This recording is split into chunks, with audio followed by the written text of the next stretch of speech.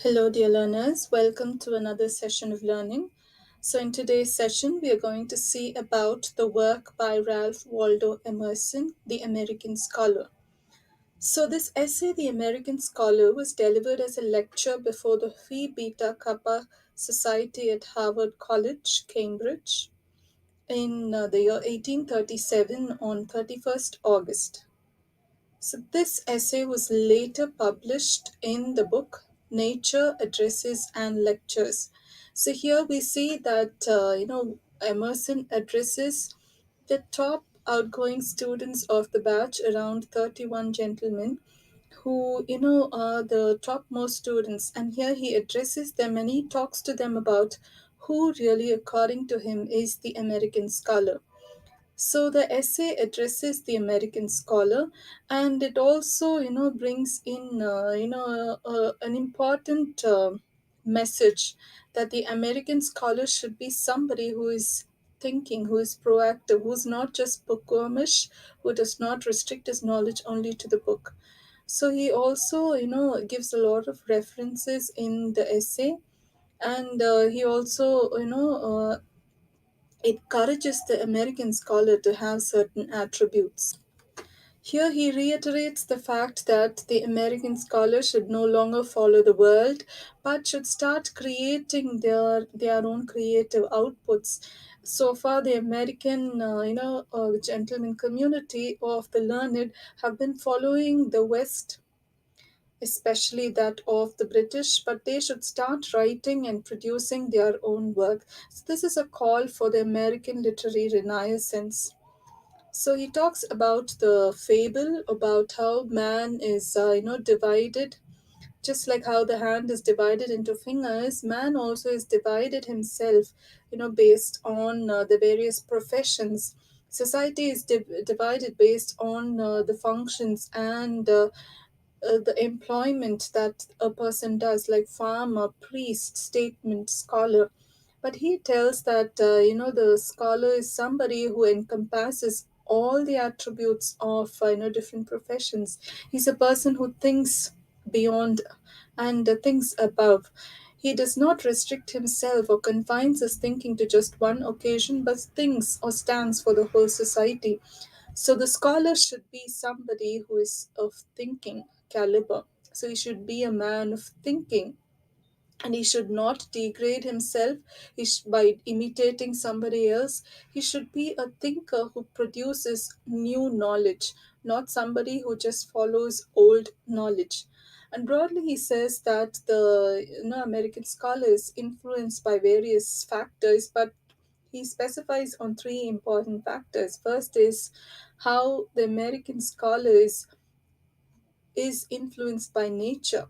Next, how he's influenced by past.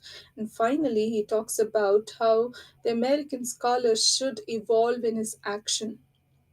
So when he talks about the influence of nature, he tells that that is the first influence on the scholar's mind. Nature, he tells, is a circular power. It has no beginning and it has no end. Similarly, a man who is seeking God also is, in a circular relationship. And nature, it plays a unifying effect. It affects the soul, it affects the mind of a person. And the soul of a man is similar to the soul of God, because both are like the seal and the print. So he, encourages the scholar to know thyself. He recalls the maxim, that is, he tells that to study nature and to know thyself, they are both the one and the same. They are the same maxim. So, this, he tells, is the influence of nature on an American scholar. Next, he moves on to the influence of past. So, past is all recorded in the books that the scholar reads. And books, he says, are the most important element because they are the record of the past. Books also are immortal truth.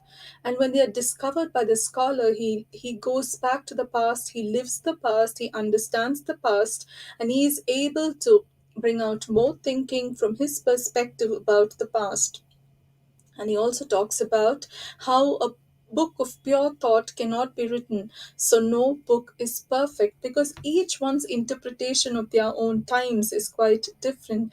So each writer's interpretation is quite different about their times. So there is no pure form of writing. There's no right, there's no wrong, and there's no perfect book that can be written because it's an evolving process, and each one adds new dimension and new perspective to the times that they live in.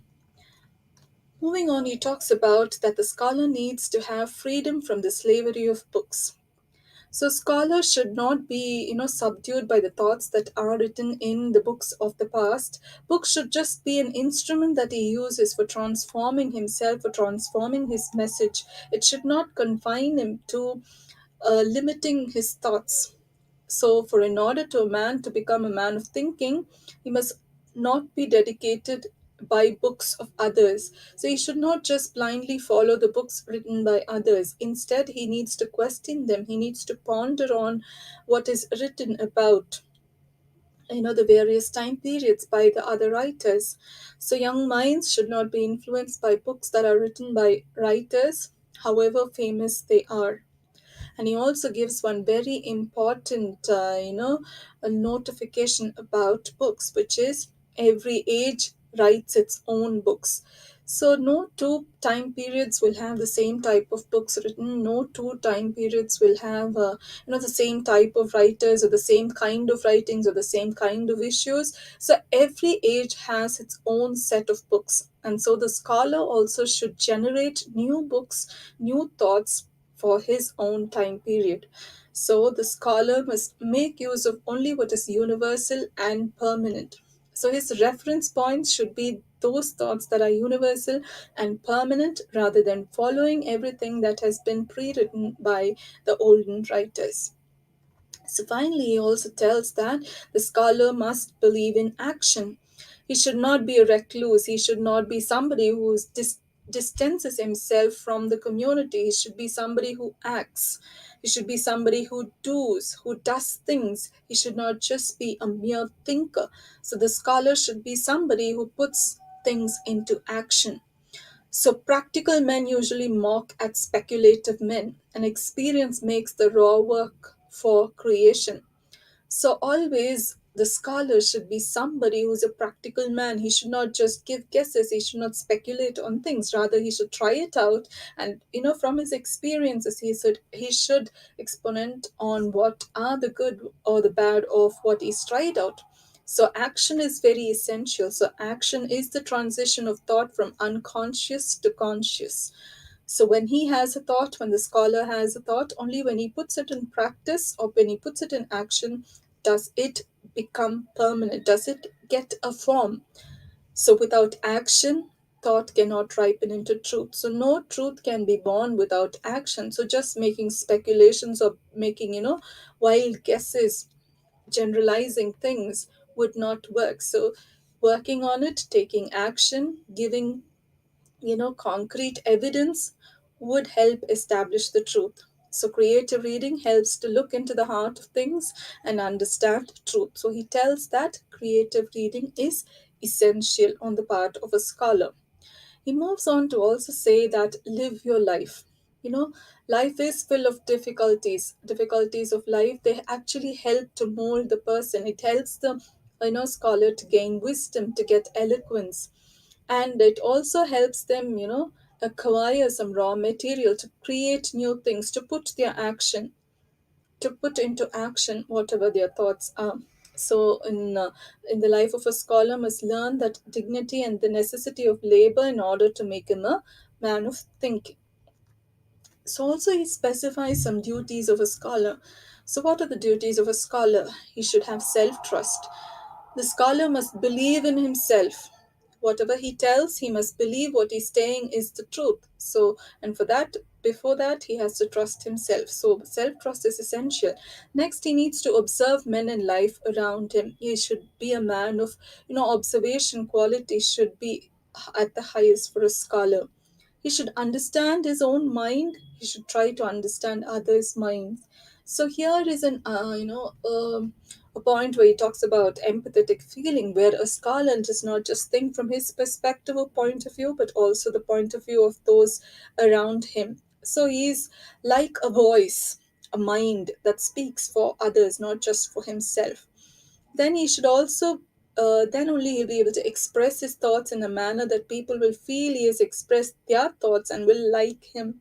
So only when he divulges the thinking of others, when he is able to interpret the thinking of others, will others be able to understand what he's trying to say. So these are some of the duties of a scholar. And he also talks about freedom from fear and courage. So a scholar should, rise above. Fear rises from ignorance. So you should be able to rise above his fear. So only when you're ignorant, you are afraid of something. So a scholar should not also be afraid of anything. A scholar should not tolerate hindrances except by his own self. So, he should not be thinking about the hurdles that are brought about by others. It should not stop him. The thing that can only stop him is in himself, and he should work on getting over the things that stop him. And he should be able to face the world boldly and withstand disapproval. There will be people who will criticize, there will be people who would not, go hand in hand with what you think, but the scholar should continue boldly. He should influence people's minds rather than just influencing people. It should directly work on the thinking of people. His thoughts should influence the thinking of others. So, common people, they worship great or heroic men because they see in him the ripening of human potentialities.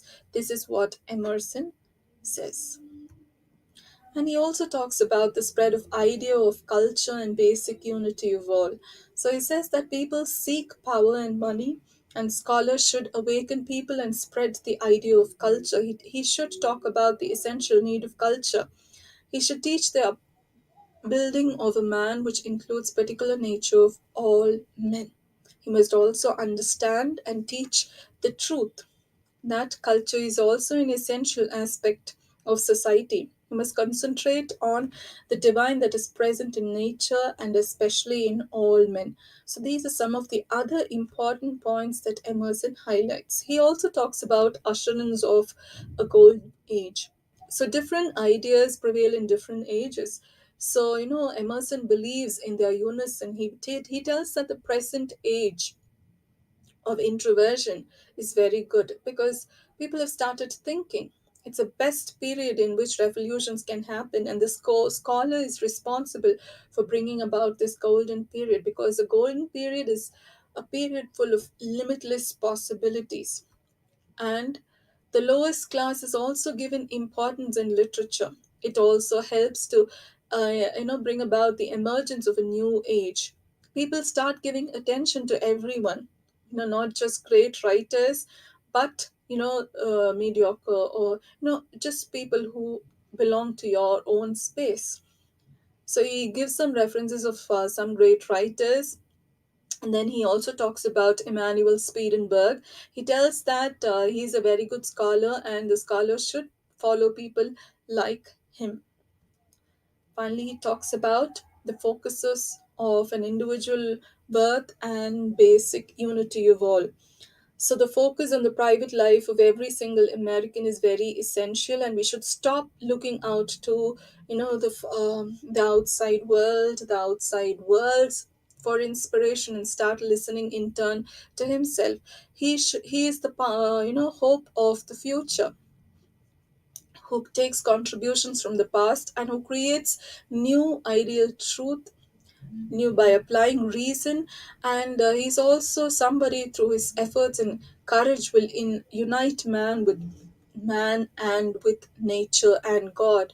So the American scholar is not just somebody who studies and just goes away. He's somebody who brings about new creative output. He's somebody who unifies the society. He's somebody who brings about culture, brings about new thinking, who unifies man with God, man with nature. So, this is a source that I've used for this PPT. I hope all of you were able to follow about Emerson's thoughts on the American scholar. Thank you. Thank you for joining today's class.